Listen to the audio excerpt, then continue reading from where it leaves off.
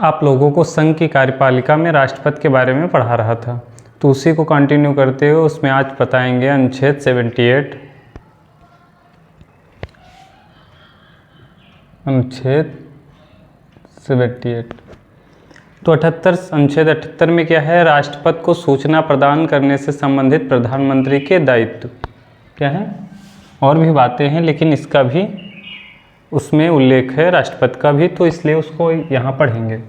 तो अनुच्छेद 78 में है राष्ट्रपति को सूचना प्रदान करने से संबंधित प्रधानमंत्री के दायित्व।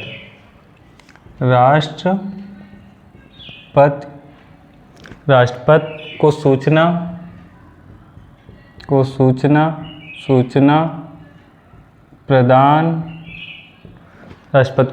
प्रदान करने से संबंधित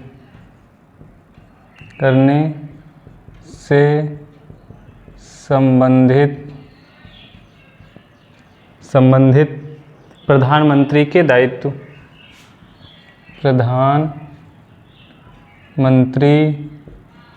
के दायित्व।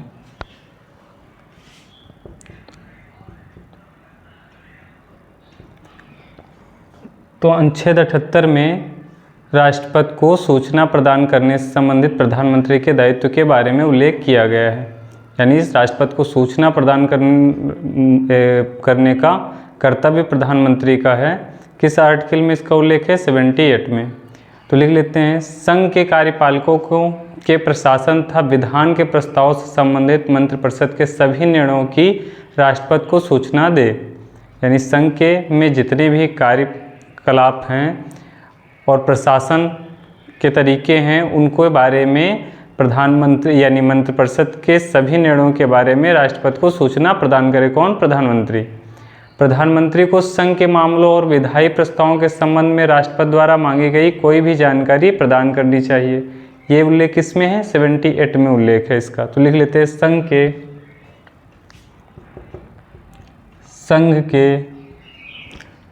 के कार्यकलापों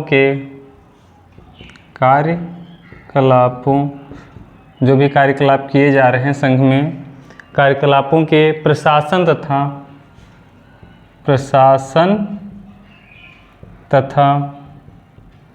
संघ के कार्यकलापों प्रशासन तथा विधान के प्रस्तावों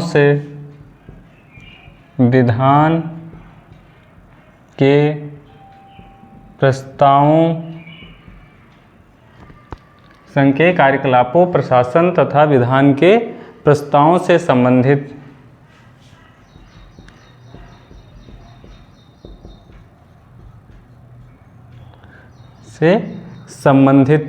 मंत्रिपरिषद के सभी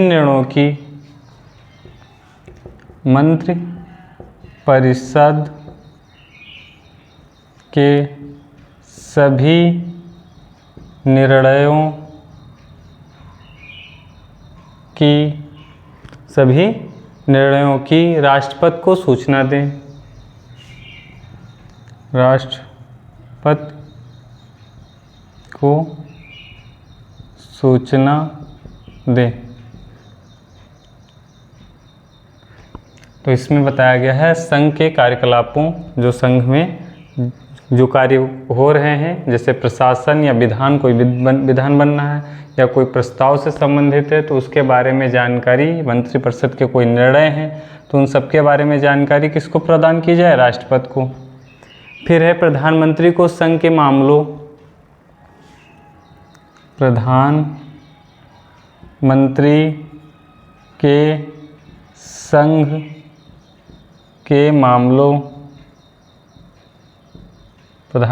के संघ के मामलों और विधायी प्रस्तावों के संबंध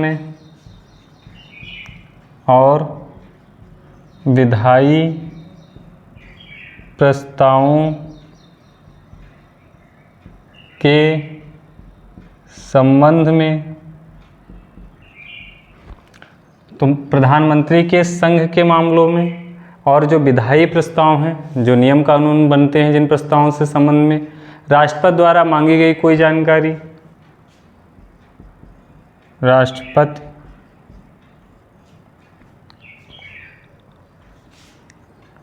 द्वारा मांगी गई कोई जानकारी प्रदान करनी चाहिए।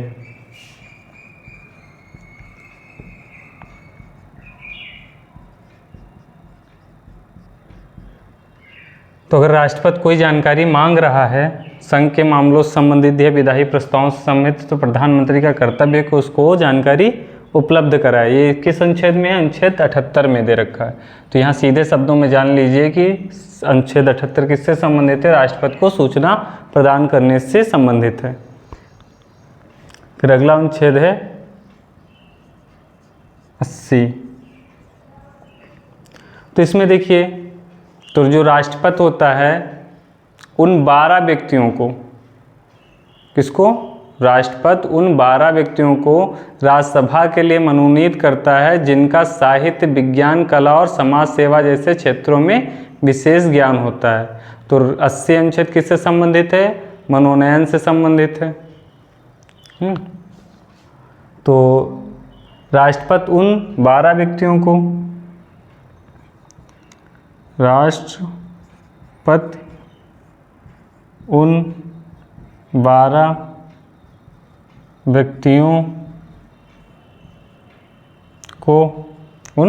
व्यक्तियों को, और भी बातें हैं अनुच्छेद 80 में, लेकिन हम राष्ट्रपति के बारे में ही पढ़ रहे हैं तो उसका उल्लेख कर रहे हैं। राष्ट्रपति उन 12 व्यक्तियों को राज्यसभा के लिए मनोनीत करते हैं, राज्यसभा के लिए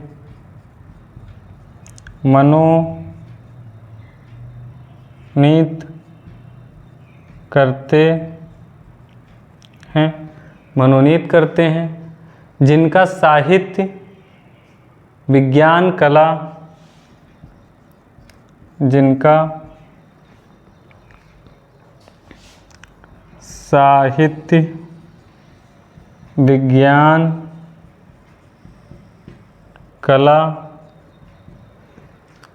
विज्ञान, कला और समाज सेवा जैसे क्षेत्रों में, और समाज सेवा जैसे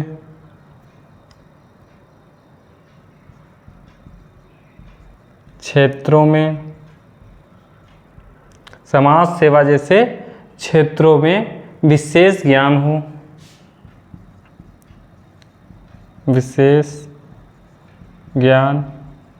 हो, जैसे सचिन तेंदुलकर को मनोनीत किया गया था। तो इसमें देखो अनुच्छेद 80 में बताया गया कि राष्ट्रपति उन 12 व्यक्तियों को राज्यसभा के लिए मनोनीत करते हैं जिनका साहित्य, विज्ञान, कला और समाज सेवा जैसे क्षेत्रों में विशेष ज्ञान हो। तो राष्ट्रपति का एक कार्य भी ये भी होता है। फिर उसके बाद है अनुच्छेद 85। अनुच्छेद 85, अब इसमें देखिए राष्ट्रपति की क्या भूमिका है। तो संसद के सत्र सत्रावसान तथा भंग करना। अनुच्छेद 85 किससे संबंधित है? संसद के सत्र सत्रावसान तथा भंग करने से। संसद का सत्र सत्रावसान और भंग करना। तो इसमें राष्ट्रपति की भूमिका क्या है? राष्ट्रपति संसद के प्रत्येक सदन को उनके द्वारा चुने गए समय और स्थान पर बैठक के लिए बुला सकता है। राष्ट्रपति संसद के प्रत्येक सदन को, जो संसद के सदन हैं, राज्यसभा, लोकसभा, उनको उनके द्वारा जो चुना गया स्थान और समय होगा वहाँ पर वो बैठक के लिए वो बुला सकता है। तो लिख लेते हैं राष्ट्रपति ये सब विधायी शक्तियाँ हैं राष्ट्रपति की। तो राष्ट्रपति संसद के प्रत्येक सदन को, राष्ट्रपति संसद के प्रत्येक सदन को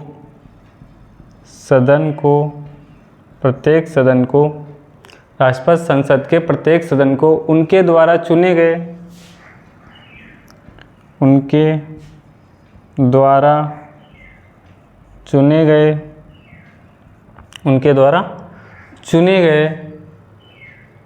समय और स्थान पर चुने गए समय और स्थान पर चुने गए समय और स्थान पर बैठक के लिए बुला सकता है, बैठक के लिए बुला सकता है। अभी 85 में ही दूसरा देखिए राष्ट्रपति की भूमिका। राष्ट्रपति संसद के किसी एक या दोनों सदनों को अनिश्चित काल के लिए स्थगित कर सकता है। तो राष्ट्रपति संसद के किसी एक या दोनों सदनों को स्थगित कर सकता है।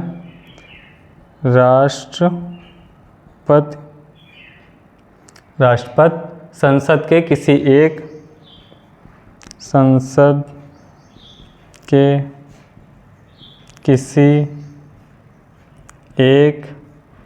या दोनों सदनों को अनिश्चित काल के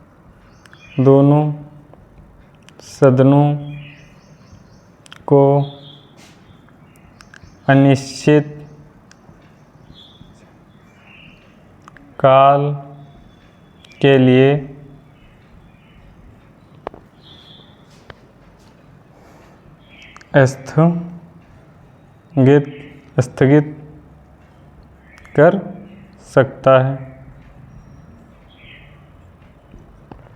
तो राष्ट्रपति संसद के किसी एक सदन या दोनों सदनों को अनिश्चित काल के लिए स्थगित कर सकता है, यानी रोक सकता है। फिर राष्ट्रपति लोकसभा को भंग या विघटित कर सकता है, राज्यसभा को नहीं कर होती है, तो लोकसभा को भंग या विघटित कर सकता है, जिससे उसका कार्यकाल समाप्त हो जाता है और नए निर्वाचन की आवश्यकता पड़ती है। तो लिख लेते हैं,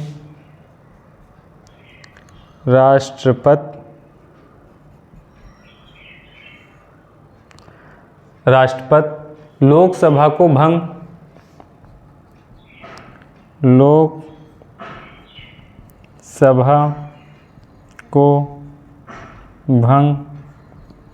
विघटित लोकसभा को भंग कर सकते हैं। विघटन डाल लीजिए।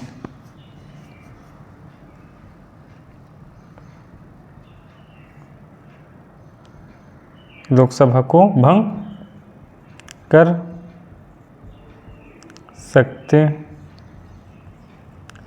लोकसभा को भंग कर सकते हैं, जिससे उसका कार्यकाल समाप्त हो जाता है, जिससे उसका कार्यकाल लिख लेते हैं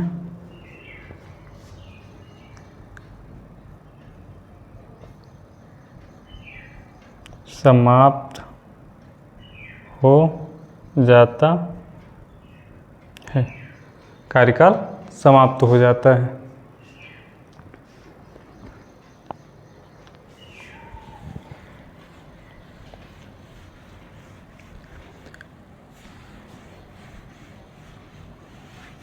तो ये जो हम पढ़ा रहे हैं अभी आप लोगों को, तो ये संसद राष्ट्रपति की विधायी शक्तियों के अंतर्गत आता है, और आप देख रहे हैं कि किन किन अनुच्छेदों में राष्ट्रपति की भूमिका क्या क्या है।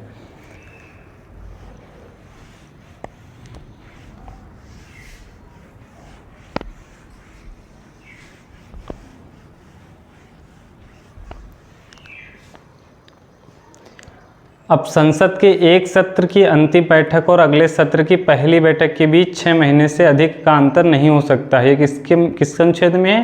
85 अनुच्छेद 85 में दे रखा है। तो लिख लेते हैं, संसद के एक सत्र की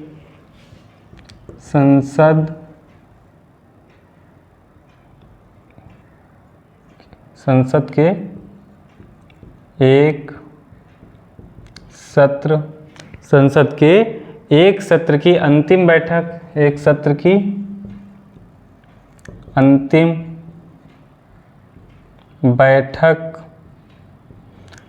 बैठक और अगले सत्र की पहली बैठक,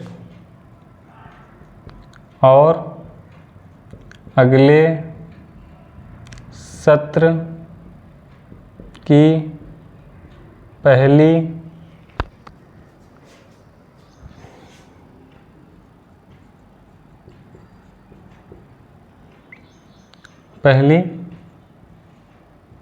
बैठक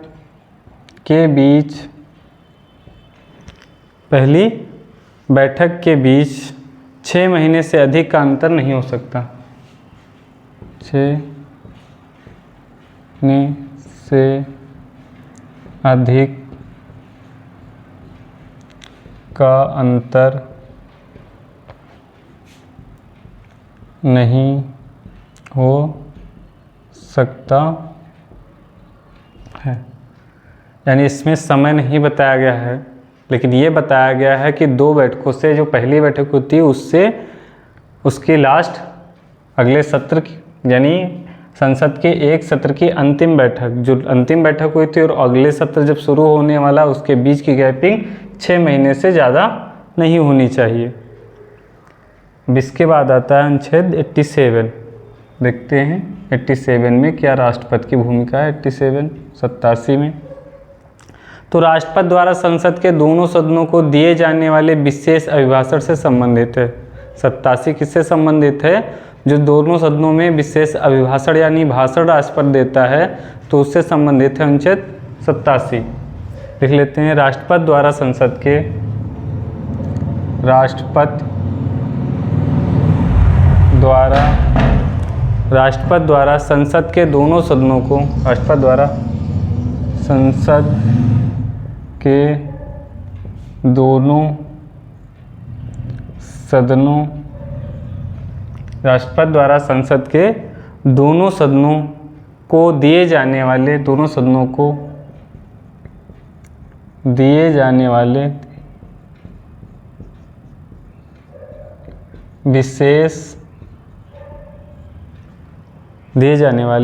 विशेष अभिभाषण से संबंधित है।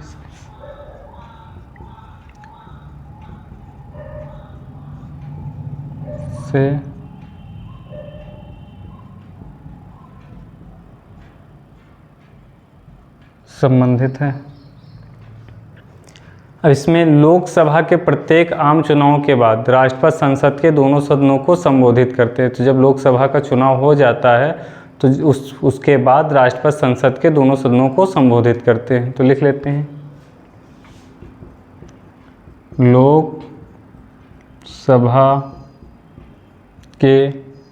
लोकसभा के प्रत्येक आम चुनाव के बाद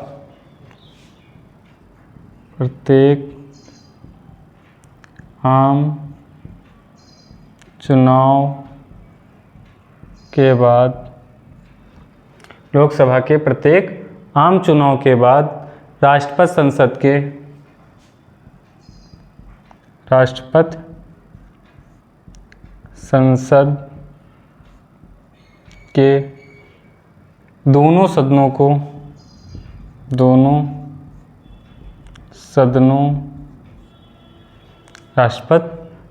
के दोनों सदनों को संबोधित करते हैं।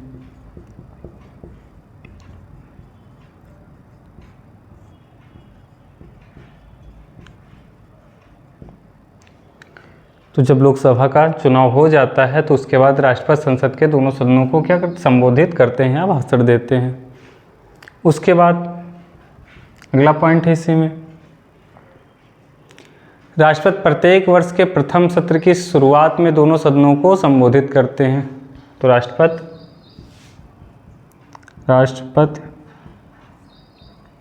प्रत्येक वर्ष के प्रथम सत्र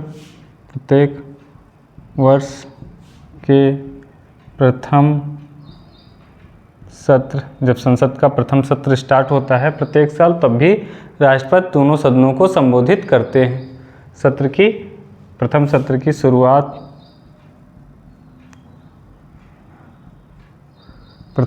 की शुरुआत में दोनों सदनों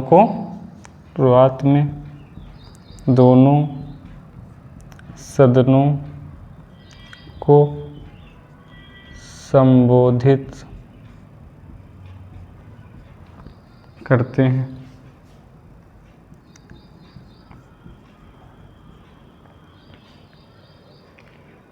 तो ये किस में है? अनुच्छेद 87 में दे रखा है राष्ट्रपति का संबोधन। अब उसके बाद आता है 89, अनुच्छेद 89।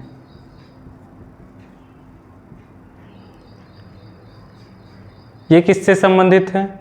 जब सभापति और उपसभापति दोनों का पद रिक्त हो तो राष्ट्रपति किसी सदस्य को कार्यवाहक सभापति के रूप में नियुक्त कर सकता है। तो यहाँ पे लिख लेते हैं, जब ये कार्यवाही जब होती है जैसे राज्यसभा की, तो उसमें सभापति भी गए और उपसभापति भी नहीं है, तब उस टाइम जो है राष्ट्रपति, हालांकि वो उपसभापति अपने ही सदस्यों से वो नियुक्त करते हैं, लेकिन उस टाइम राष्ट्रपति क्या कर सकता है? उस किसी भी सदस्य को सभापति के रूप, उपसभापति के रूप में वो नियुक्त कर सकता है सभापति के रूप में।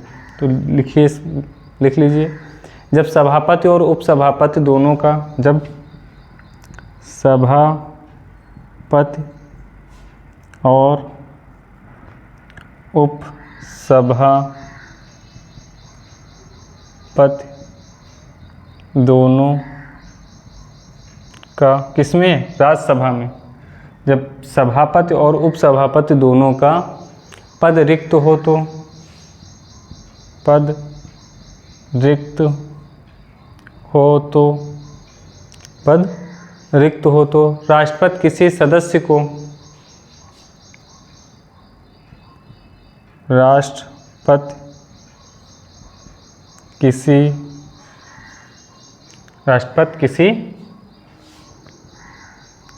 सदस्य को कार्यवाहक सभापति नियुक्त कर सकता है। कार्यवाहक सभापति नियुक्त कर सकता है। तो अभी ये कार्य है राष्ट्रपति का, अनुच्छेद 89 में। अब अनुच्छेद 95 यानी 95, इसमें देख लेते हैं राष्ट्रपति की भूमिका। जब अध्यक्ष और उपाध्यक्ष दोनों का पद रिक्त हो, किसमें? लोकसभा में। जब लोकसभा, सभापति उपसभापति राज्यसभा में होते, अध्यक्ष और उपाध्यक्ष किस में होते? लोकसभा में। लोकसभा के अध्यक्ष और उपाध्यक्ष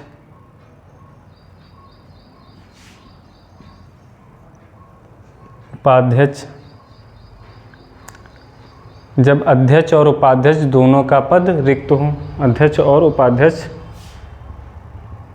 दोनों का पद रिक्त हो, दोनों का पद रिक्त हो तो राष्ट्रपति किसी भी लोकसभा सदस्य को, तो राष्ट्रपति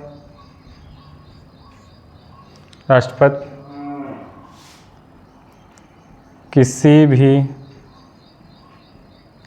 लोकसभा सदस्य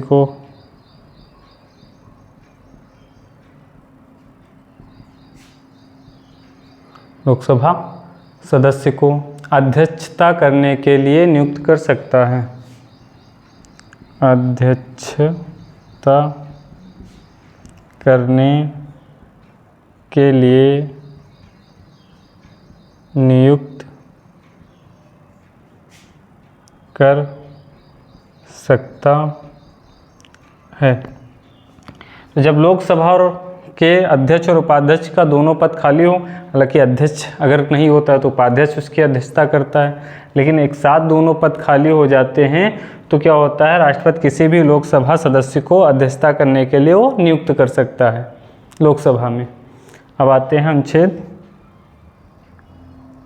108। अनुच्छेद 108 किससे संबंधित है? संयुक्त बैठक से संबंधित है।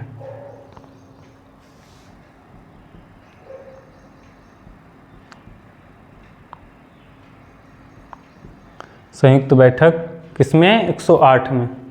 जब किसी भी विधेयक पर मतभेद होता है तो राष्ट्रपति क्या करता है, संयुक्त बैठक बुलाता है, जिसमें कुल सदन के 10वां यानी कोरम होता है वो कंप्लीट होना चाहिए। तो जब संयुक्त बैठक के बारे में पढ़ाएंगे तो डिटेल में बताएंगे। यहाँ राष्ट्रपति की भूमिका देख लेते हैं। तो राष्ट्रपति संयुक्त अधिवेशन बुलाते हैं। कौन संयुक्त बैठक बुलाता है, संयुक्त अधिवेशन कौन बुलाता है, राष्ट्रपति। तो राष्ट्रपति संयुक्त अधिवेशन बुलाते। आह्वान संयुक्त अधिवेशन का आह्वान कौन करता है, राष्ट्रपति करता है। संयुक्त अधिवेशन को कौन बुलाता है, राष्ट्रपति बुलाता है, जिसकी अध्यक्षता लोकसभा का अध्यक्ष करता है। और अध्यक्षता कौन करता है, लोकसभा का अध्यक्ष, जिसकी अध्यक्षता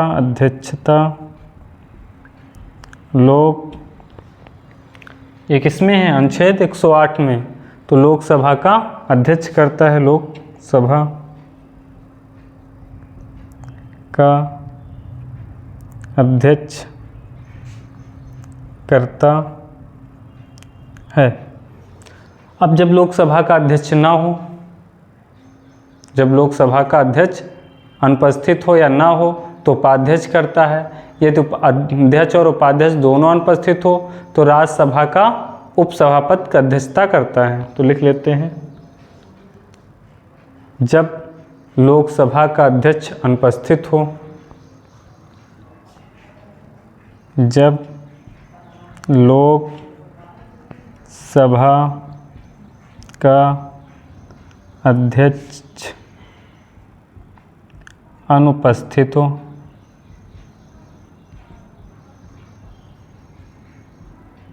तो उपाध्यक्ष करता है, उपाध्यक्ष अध्यक्षता करता है।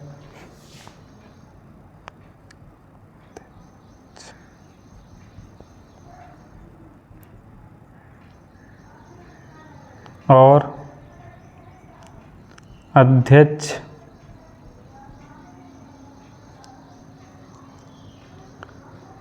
करता है। और अध्यक्ष यहाँ यदि लिख लो,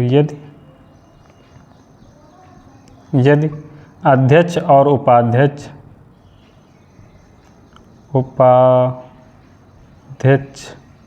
अध्यक्ष और उपाध्यक्ष दोनों अनुपस्थित हों तो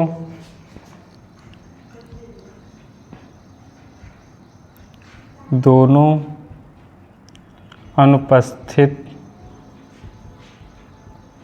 हों तो दोनों अनुपस्थित हों तो राज्यसभा का उपसभापति अध्यक्षता करता है। राज्यसभा का उपसभापति अध्यक्षता करता है। उपसभापति अध्यक्षता करता है।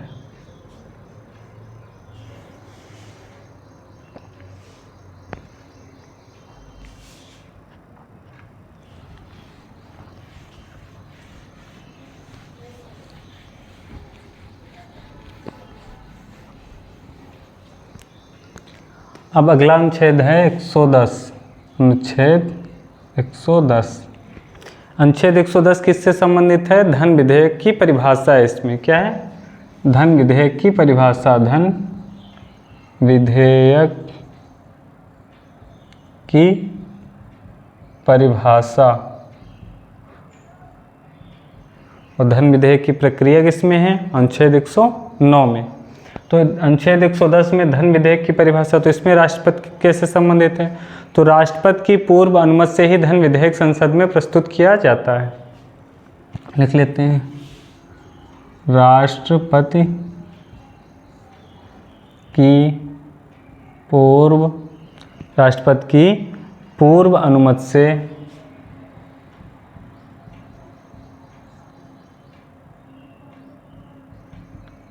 राष्ट्रपति की पूर्व अनुमति से ही धन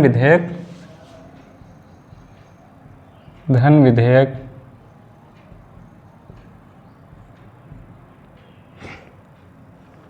धन विधेयक संसद में प्रस्तुत किया जाता है। संसद में प्रस्तुत किया जाता है। अब आगे के अनुच्छेद अगली क्लास में आपको पढ़ाएंगे।